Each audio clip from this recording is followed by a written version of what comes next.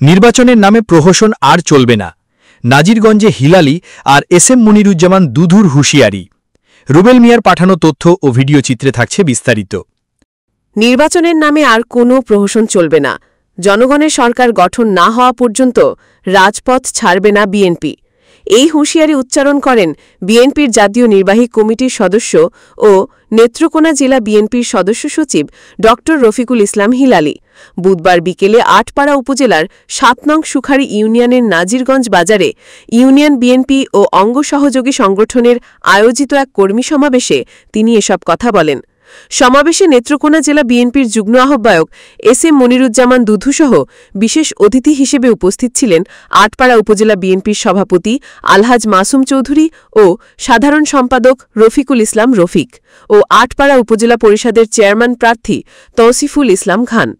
সভাপতিত্ব করেন ৭ নং সুখারী ইউনিয়ন বিএনপির সভাপতি আব্দুল হান্নান তারামিয়া এবং সঞ্চালনা করেন সাধারণ সম্পাদক মোস্তফা রাশেদ কামাল শাহীন। এসএম মনিরুজ্জামান দুধু তার বক্তব্যে বলেন, গণতন্ত্র হরণকারীদের আর ছাড় দেওয়া হবে না। একদলীয় শাসনের বিরুদ্ধে তৃণমূল পর্যন্ত আন্দোলন ছড়িয়ে দিতে হবে। সুখারীর এই কর্মী সভা তারই একটি প্রমাণ। তিনি আরও বলেন, জনগণ ভোট দিতে চায়, সরকার ভোট ডাকাতি করতে চায়। এবার আমরা মাঠেই তার জবাব দেব।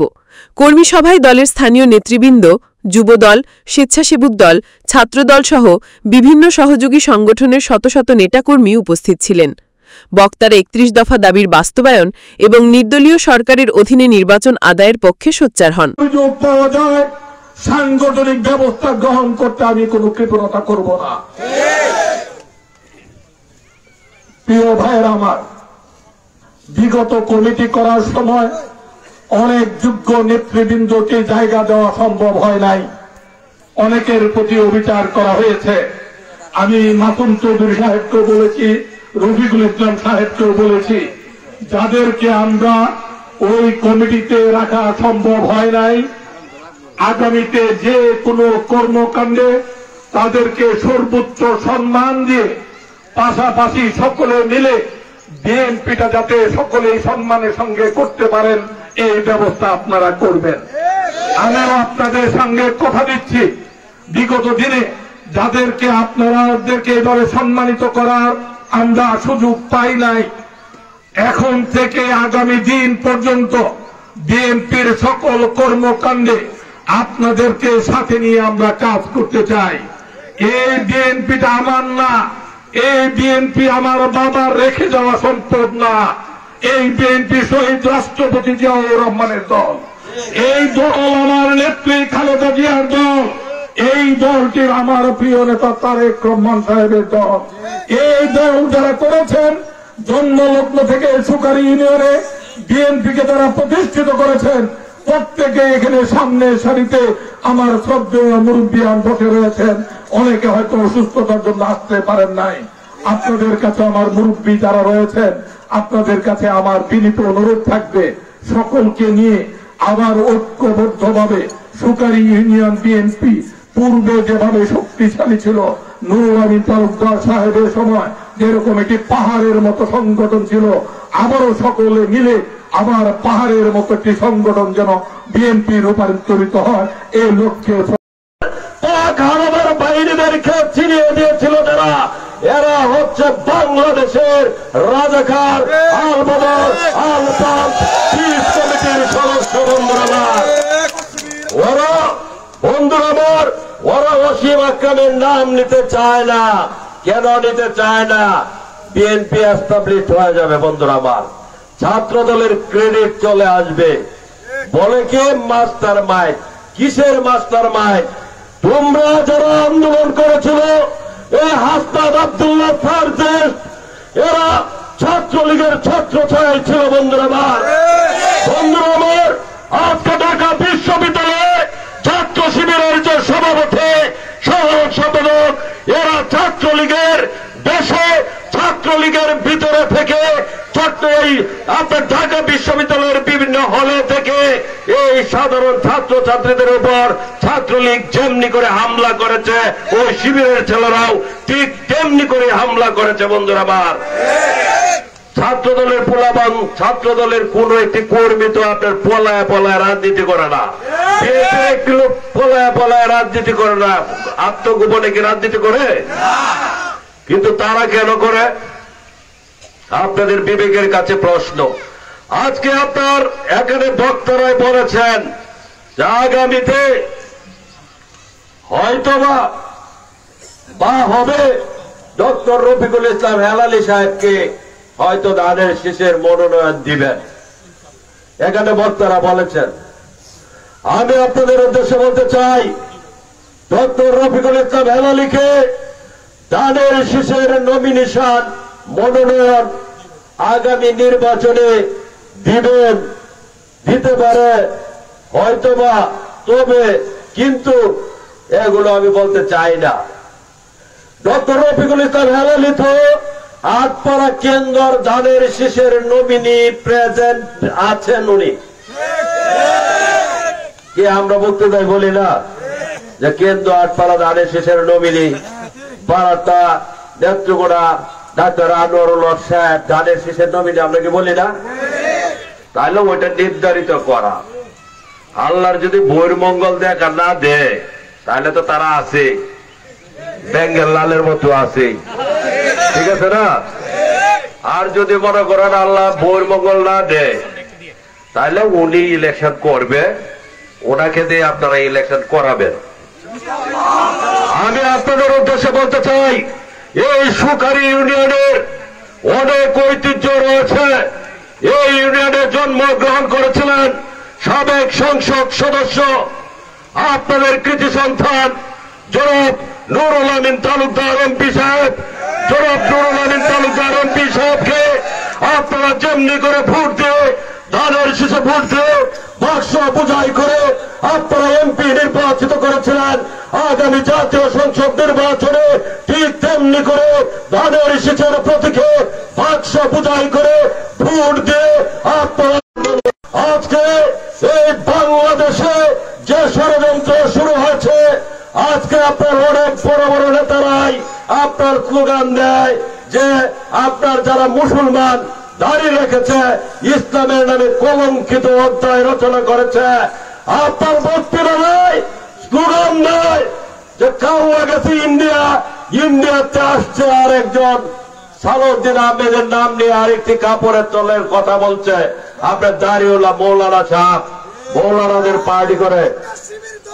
সেই জন্য আপনাদের উদ্দেশ্যে বলতে চাই, পবিত্র কুরআন শরীফে এক জায়গায় উল্লেখ করা আছে, আল্লাহ পাক মহান সৃষ্টিকর্তা আল্লাহ যুগে যুগে যে নবী রাসূলদেরকে পাঠিয়েছিলেন ইসলাম প্রচার করার জন্য, তৎসময়ে দাম্ভিকতা, আত্ম অহংকার আর শিরকের জন্য আল্লাহ পাক অনেক জনপদ ধ্বংস করে দিয়েছেন।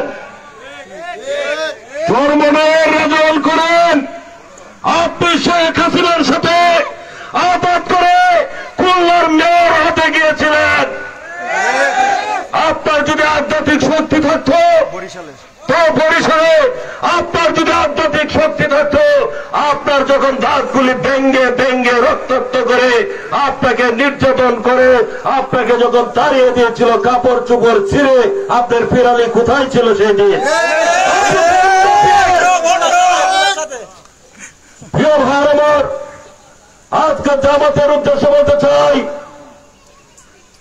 আমাদের বেগম খালেদা জিয়া 91 সালের 27 ফেব্রুয়ারি রোজ বুধবার দিন ষষ্ঠ জাতীয় সংসদ নির্বাচনে আপনারা ধানের শীষে ভোট দিয়ে আপনারা সেই দিন সংসদে পাঠিয়েছিলেন।